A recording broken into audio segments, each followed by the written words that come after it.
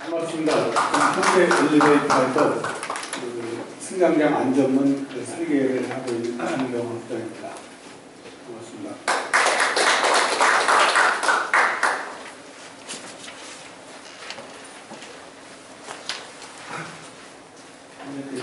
승강장 스크린 도어에 대해 가지고 여러분들 익히 많이 들으셔가지고 그건 뭐다 이렇게 여러분들 이해를 하고 계실 거라고 있습니다.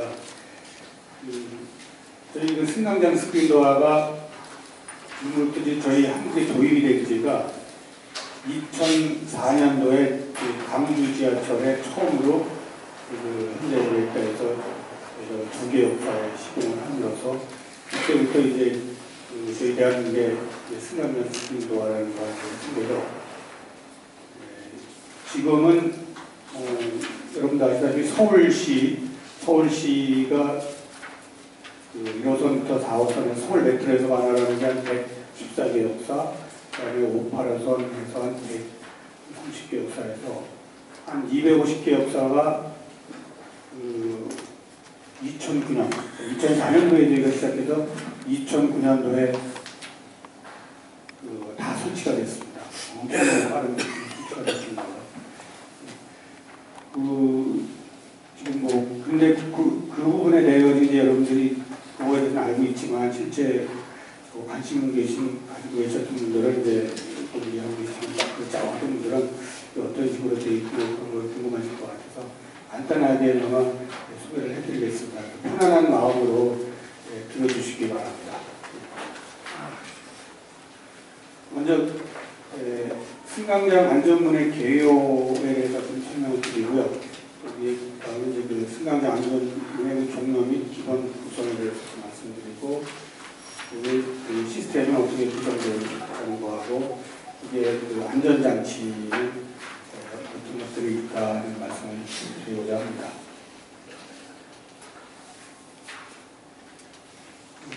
승강장 안전문을 저희가 이제 설치를 해놓고 가서 보니까 크게 한 세 가지 측면에서 효과가 좀 크게 나타났습니다. 먼저 안전적인 측면, 환경적인 측면, 운영적인 측면. 안전적인 측면으로 했을 때 일단 승객의 추락과 자살을 방지했다는 데가 제일 큰 효과라고 볼 수 있고요.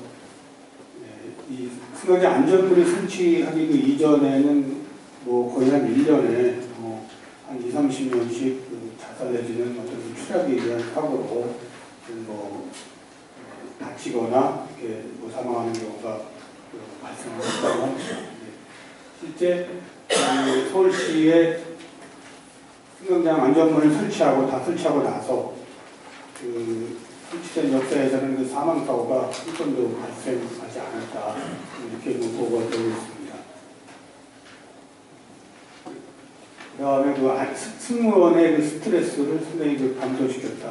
이렇게 사고가 나게 되면은 사고 처리를 기관사, 그러니까 승무원들이 또 한답니다. 그래서 그런 사고 난 후에는 상당히 승무원들이 정신적 쇼크를 많이 먹고 좀 스트레스를 많이 받았는데 그런 부분에 대해서 이제 감소를 시켰고요. 그런 효과가 있었고, 그다음에 열차 화재 시 그런 방연 효과.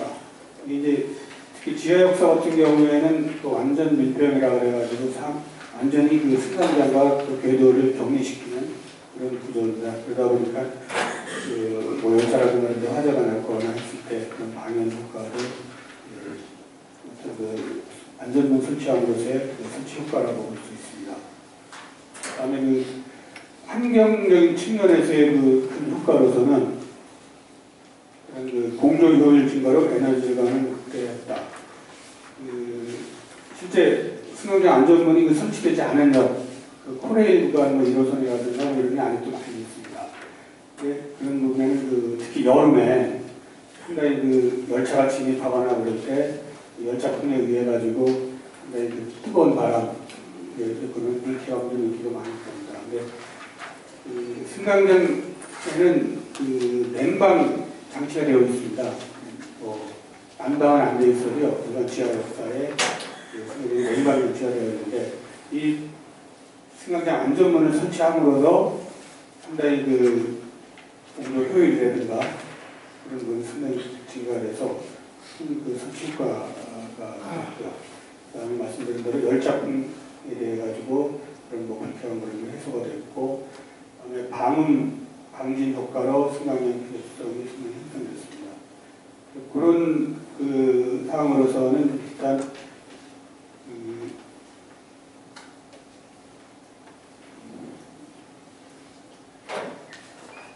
미세먼지라든가 그런 부분이 상당히 그 승강장에 그 전보다 35% 정도가 감소됐고, 대합실 같은 경우는 26%가 됐다. 소음도 설치되기 이전보다 8% 정도가 낮아졌다는 보고가 있습니다. 운영적인 측면에서의 또 큰 효과가 있습니다. 운영자 측에서. 무엇보다 이제 열차의 그 무인운전이 가능하게 됐다는 겁니다. 처음에 그 승강장 안전문이 이제 된 거는 이제 우리 국내에서는 2004년도에 설치가 됐지만, 최초로 승강장 안전문을 설치한 데가 이제 일본의 1981년도에 이제 고베 로코 아일랜드 선이라는 데가 있는데, 그거를 시공을 할 때 처음 계획에 열차가 무인운전 하는 거를 이제 계획을 해서, 그러다 보니까 이 승무원 완전 무인으로 다 전투력으로 다 운영이 되는 그런 상황입니다. 그러니까 그런 사고라든가 한 지역에서 기대 관에서 나오게 된 게 이제 승강장 안전문을 같이 설치해가지고 하게 되면은 사고라든가 그런 거가 많이 되지 않겠냐. 그래서 처음에 이제 그때 생겼던 거고요. 그래서 열차 무인 운전 가능해져서 실제로 저희 한국에서도 지금 이제 신분 당선이 있습니다.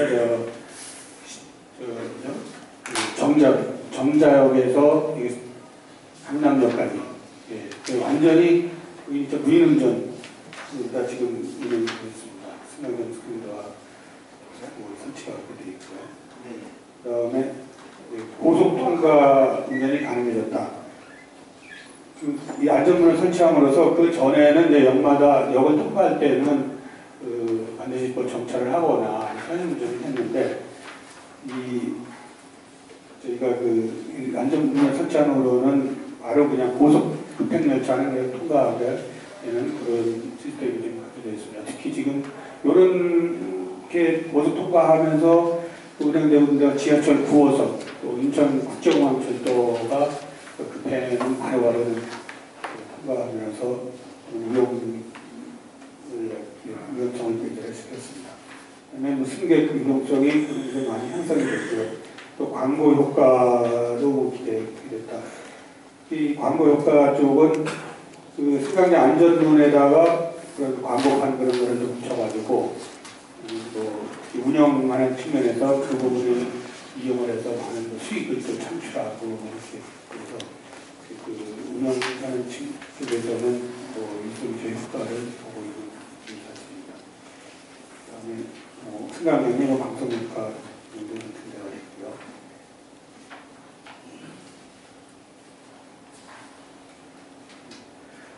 그런 좋은 효과가 또 있는 반면에 또 실시를 하고 나서 문제점이라 할까요? 약간의 좀 저희가 더 고려를 하고 많이 좀 그런 부분에 대해서 해야 될 부분들이 몇 가지 좀 나왔었습니다.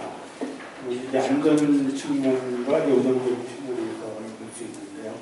그 부분은 일단 이제 그 가이드레일 저렴 대책을 위한 강점 위험이 있다. 이거는 이제 어떤 말씀이냐면 열차하고 승강장 안전문하고의 그 간격이 약간 100mm에서 150mm 정도 이렇게 떨어져 있긴 합니다. 이제 그 열차하고 승강장 안전문하고 동시 접촉을 했을 때, 어떤 정의 차이에 의해 가지고 쇼크라든가 먹을 수 있다 이렇게 있습니다. 그걸 방지하기 위해서 그 승강장 안전문에는 이제 절연 도장이라는 도장이라고 선별해서 방지를 하고 있고요. 또 바닥 쪽에도 절연 고무 이제 그런 부분을 반대를 하고 있습니다. 근데 처음에 초창기에 이런 걸 설치했을 때 이런 생각했다든가 이런 문제가 좀 있었습니다. 그런 부분들은 지금 다 이제 해결을 하는 상황이고요. 그다음에 물체나 어떤 사람이 또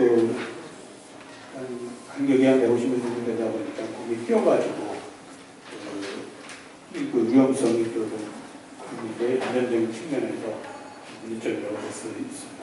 그런 부분은 안전문하고 열차하고 그 사이에 장애물 센서라는 여러 센서를 설치해서 그런 부분을 보호하고 있는 거고요. 그 다음에 운영적인 측면에서 볼 때는 아무래도 그런 승강장 안전문을 통과해서 열차에 타고 내리다 보니까 그런 장애 감지 늦게 타고 하는 사람이라든가 그런 부분이 장애 감지가 되면은 승강장 문이 안 닫히거나 닫히지가 않습니다. 그럼 열차가 출발이 못하는 조건에서 그렇게 되면은 좀 운행 지연이 생길 수가 있고요. 그다음에 승무원 교대 시모스크린도 쪽으로 해서 승무원이 이용이 불편한 예가 좀 있는데 그런 거는 이제 이중 슬라이딩 도어라고 그래가지고 그런 부분으로 지금 해석한 상황이고요. 그 다음에 열차 도어와 그 스크린 도어의 그 개폐가 작다. 그리고 이제 열차하고 약간의 식욕이 있습니다. 이 신호등을 통해서 보고 가고 하는 거에 그러니까 그런 게 약간의 0.1초 이내인데 그렇게 위치가 일어날 수가 있습니다. 유지 누수미 증가. 운영적인 측면에서는 아무래도 항상 안전 설비다 보니까 유지 누수를 보는 입장에서 유지 누수가 증가하는 부분이 있었습니다. 다음은 승강장 안전망 분의 시장 규모 말씀드리겠습니다. 크게 이제 지하철이나 이 전철을 구분을 하면은 중전철, 경전철 이렇게 해서 중전철에도 원래는 이제 무거운 줄 큰 써가지고 수도권이라든가 이런 수도권에는 좀 큰 전원차가 들어가 있고요. 부산이라든가 대구, 광주 이런 데는 중전철인데 정도 가격 작은 전원차가 들어가 있습니다. 중전철과 경전철로 이렇게 구분을 하는데 경전철은 그 소형으로도 지금 이제 우리나라에 우리 경전철이라고 사는 데 생기고요. 위전도 경전철이 지금 운행되고 있고요. 그런 정도로 있습니다.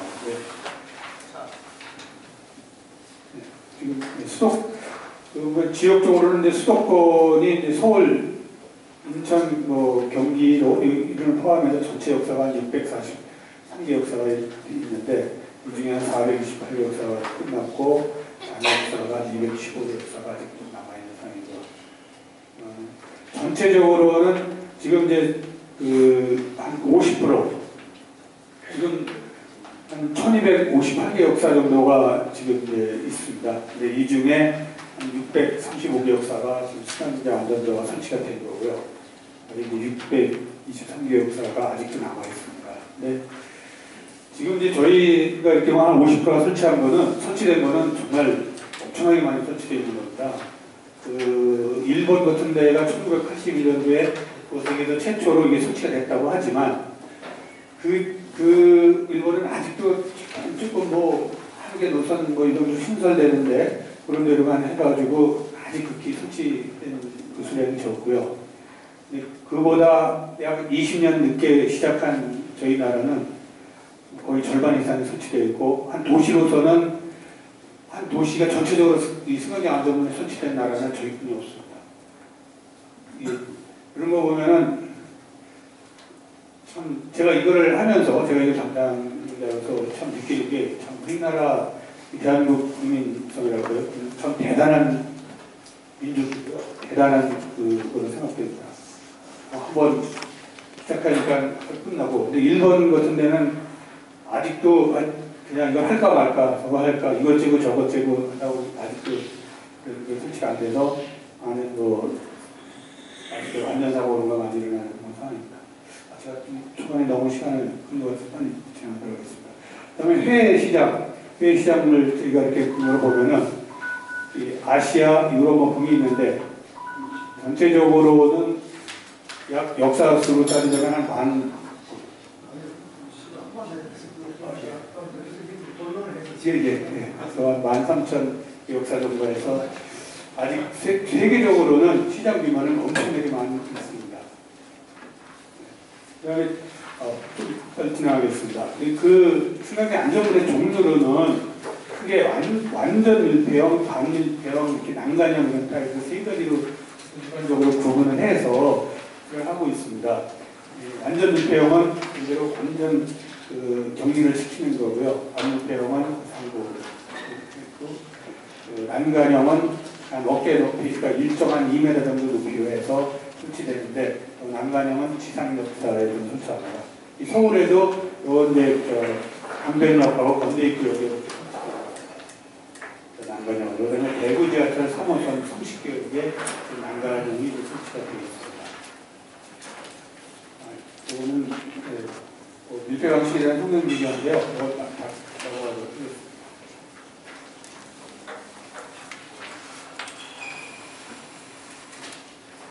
승강장 여러분의 종류 및 기본 구성에 대해서 말씀드리겠습니다. 구조부 쪽 한 모듈을 기준으로 했을 때 구조부 쪽에는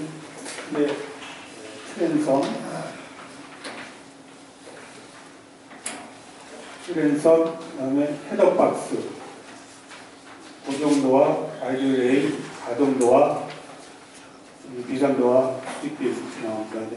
주 재료는 그 헤더박스라는 트랜섬은 크게 재질로서는 스테인리스하고 알루미늄을 주재료로 사용하고 있습니다.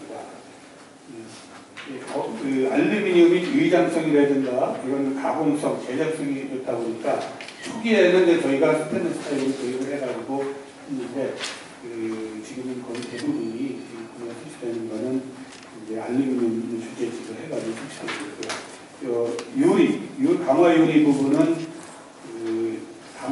팔티 강화 유리 보통 투명 유리가 설치되고 있습니다. 헤더박스 내부에는 가동문을 시키는 구동부가 내장되어 있고요. 가동도화에는 그런 물급포무, 장애물 감지 센서, 장애물 감지 센서는 차량과 안전문 사이에 그렇게 내부에서 설치되어 있습니다.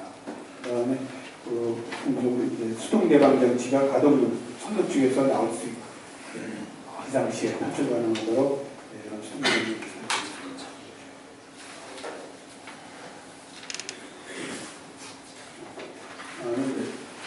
시스템 ATO 열차 시스템에서의 PSPD, 그러니까 승강장 안전문의 시스템 구성에 대해서 말씀드리겠습니다.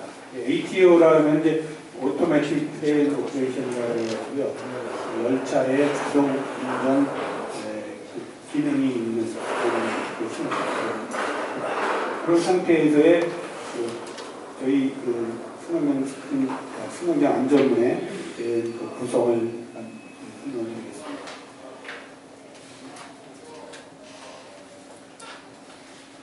일단 승강장에는 개별부 모듈은 DCU라는 개별 제어관들이 DCU, DC2 있고요.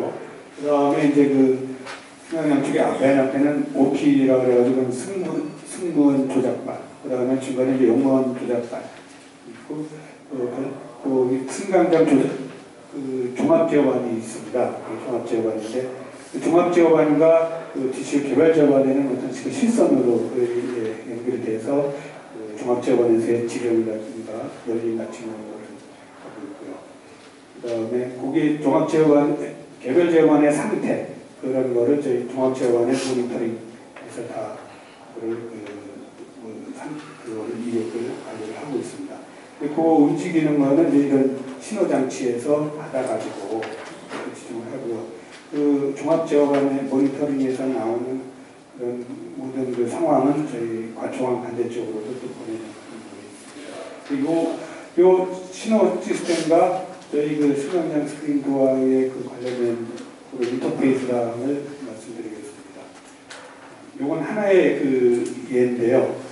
그 신호 시스템에서 ATO 장치라고 ATO 그 신호 장치에서 그 차량 쪽에는 ATO 차상자, 지상 쪽에는 뭐 지상자 이런 게 있습니다. 요 저희 PSD는 그 바로 신호 시스템의 지상 장치하고 연결이 되어 있습니다. 그 지상 장치의 그 지령을 받아가지고 이걸 되는 거고요.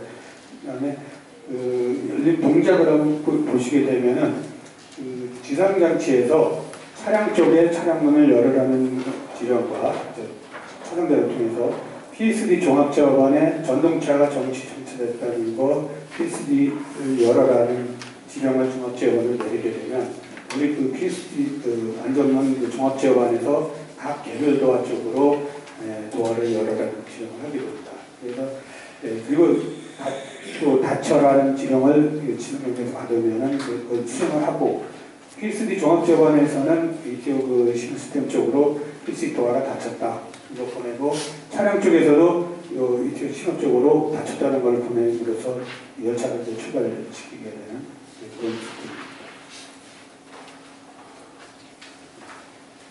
그 지금 이렇게 ATO 장치에 의해서 그렇게 되는 그런 기법이 하나 있고요. 이거는 일반적으로 그런 자동 열차 운전 시스템을 갖춘 데서 나가고 그렇게 하는 거고, 우리 이제 요 RF 장치 시스템이라든가 다음에 설명드릴 차량 건지 센서 시스템에는 저희 한국에서만 서울지하철에는 한국에서만 하고 있는 시스템이라고 볼 수 있습니다. 이거는 이제 ATO로다 운행이 안 되는 자동 열차 운전이 안 되는 그런 그 노선이라든가 이런 데서는 RF 장치 시스템이라는 별도로 그런 시스템을